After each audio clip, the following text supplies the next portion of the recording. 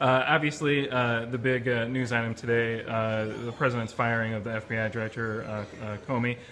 You've come out and issued a statement feeling that a special prosecutor should be appointed to handle that, but was wondering if you could comment on Nancy Pelosi today saying that there should be some sort of procedural move to appoint some sort of kind of independent body to look into that. Well, I think the long and short of it is that we need an independent person, free and clear of Democratic politics or Republican politics, to get to the bottom of this. And, you know, we have had allegations. There is a clear smoking gun here, and we need to see if there's fire attached to that. So, but we've got to remove the politics involved with this. And for the life of me, when you've got literally our democracy that's been compromised through the last presidential election, I would think whether you're a Democrat or Republican, you want to get to the bottom of this. Could you elaborate? Smoking gun in the form of?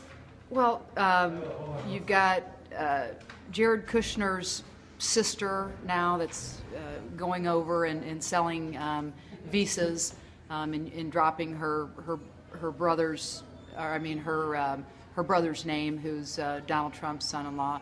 You've got Donald Trump's son, who's on record saying that the Trump family has millions of dollars worth of business that's been funded by the Russians.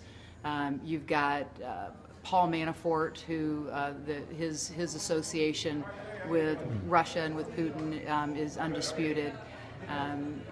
There are numerous. I mean, that's a fraction of what we know as far as the Trump administration, the Trump family being associated with the Putin-controlled Russia government. And how do you feel about the response that we heard today from the White House regarding the decision to fire the FBI director? You know, saying that the way that he had handled the Clinton email situation, that had lost confidence in his ability to lead the department, going around DOJ leaders when he had did the hearing back in July. Well, I find the whole timing of this very curious, and even the entire process. The letter that Donald Trump wrote and in very poor form delivered to the desk of Comey without even making a personal phone call to say he's firing the guy.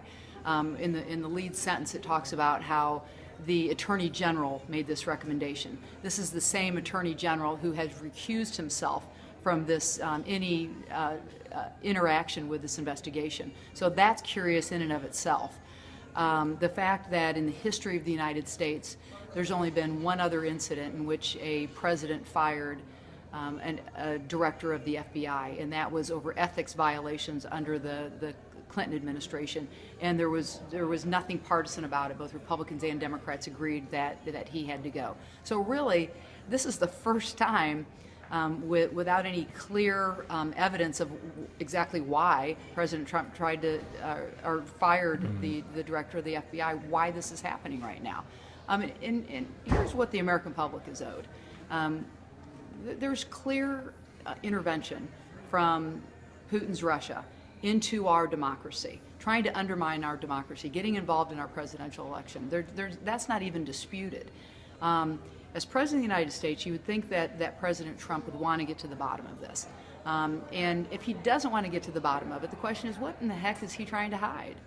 And this firing of the director of the FBI is, the timing is suspicious. The fact that he did it when the FBI director should be free and clear of any politics, that's why they have a 10-year appointment, that's suspicious. And, let's get to the bottom of this. The American public is owed that. Okay. One final question.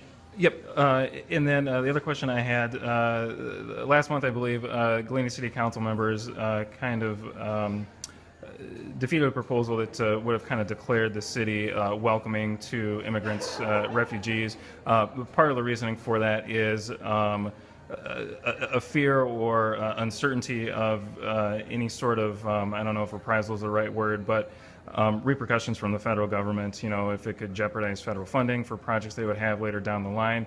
I don't know if you can talk to, I guess, the climate in Congress or in Washington right now related to immigration, helping refugees, some of the proposals, executive orders that we've seen from the White House.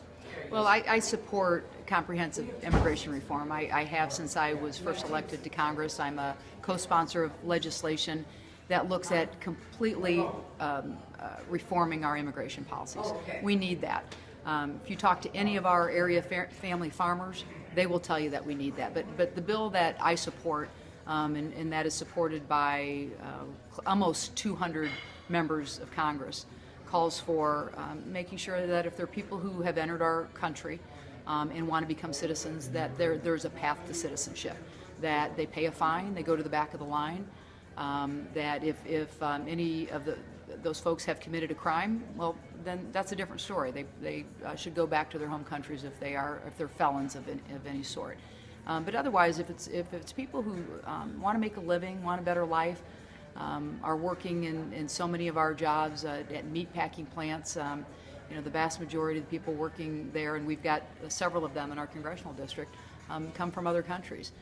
I went to a chicken farm just a couple counties south of here, where nearly every single person working those very hard jobs came from another country.